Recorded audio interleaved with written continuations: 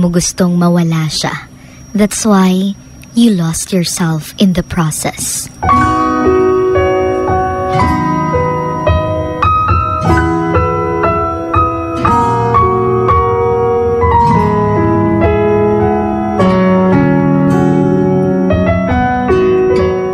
Nakakalungkot yung every time that you are being mistreated, masasabi mo na lang na sanay na ako.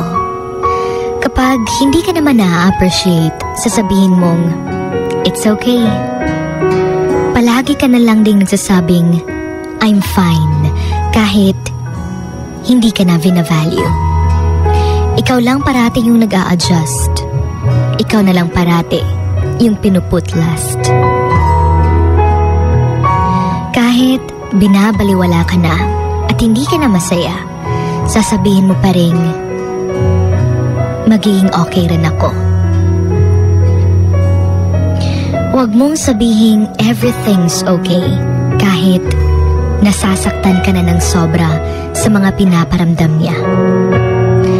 Alam natin na mahirap bitawan ang taong mahal na mahal mo, yung taong bumuo sa buhay mo, yung taong minahal din ng mga taong mahal mo.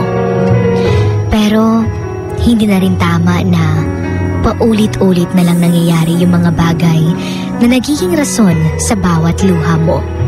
Hindi na rin tama na ikaw na yung nawawala dahil sa pagmamahal mo sa kanya. Higit sa lahat, dili na pud sakto kung sige na lang kag pasaylo, pero sige ra gihapon siyag buhat sa mga butang nga makapaguba sa inyo. Losing that person is the only way you'd be able to get yourself back. Dahil kahit aminin man natin o sa hindi, at some point, nagiging rason dun siya para mas makilala mo yung sarili mo. Pero siya din yung nagiging rason that you have lost yourself for so long. Masakit makita ang taong mahal mo na nagbago. It's important to know your worth. Alam natin na may mga bagay tayong dapat i-consider before deciding na hindi sa lahat ng bagay ang magiging solusyon ay maghiwalay. Pero kapag durog ka na, ubos na, and you already lost yourself, well, tama na yung mas mahalin mo naman yung sarili mo. Yung mas piliin mo naman ang sarili mo. And when you are asking for a sign, well, I think this would be it. Tandaan that no person is worth losing yourself.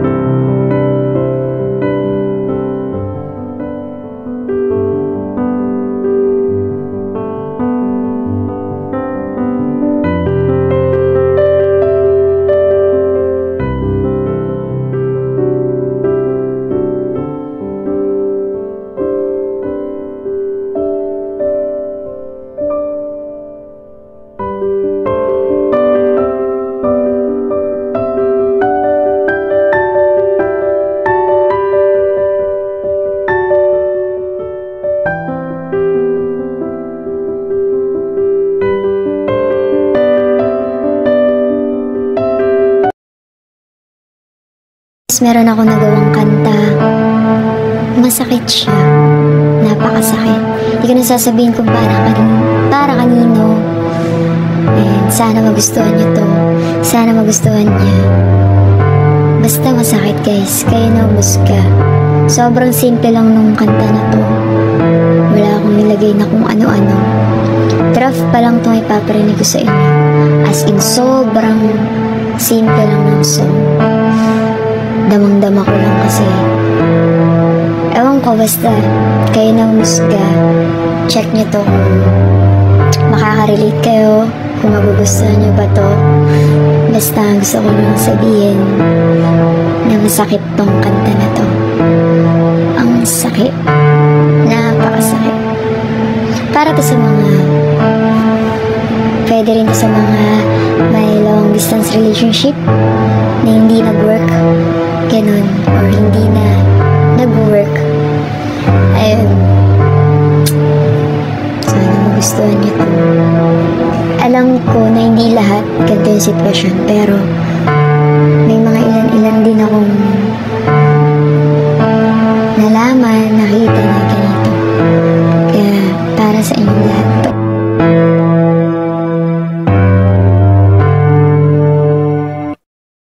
Anong saysay ng pangarap at plano kung wala nang gusto kong pag-alayan dito?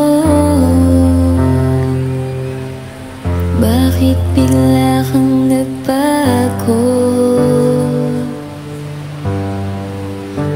Parang kahapon lang okay saya ng araw na dumaraan.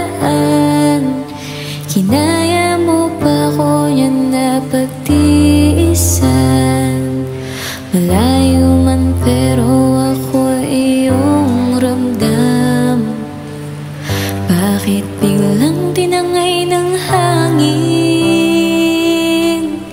Bakit hindi ka na sa akin? Bakit hindi mo na lang inamin na hirap ka pala? Bakit pinilit mo kinaya kahit na mag-isa? Bakit hindi mo na lang sa akin pinuhos yung dapat sa atin? Di ba dapat tayo ang dapat na nagtutulungan? Eh di sana tayo ba't walang nasasaktan? So ayun, narinig nyo na, hindi pa to tapos. Tatapusin ko pa lang and maglalagay ako dito ng boy. Ayan guys, pauwi na kami. Grabe, 2 araw na naman kaming gala ng gala. Ayan. Ayan guys, ayan, natapos na kami facial. Ayan. Ayan guys. Thank you sa aming sponsor. Ayan. Maraming salamat. At kami ay nasaan na yung kasama natin? Len, nasaan na? Ayun pa, pa yan, my day. My day. Ayan guys. Ayan, pagalitan na naman tayo pagtawid. Ayan, maraming salamat. Thank you very much. Ayan. Ayan, maraming salamat guys sa inyong walang sawang panonood sa aking channel. Ayan, maraming salamat. Bye-bye.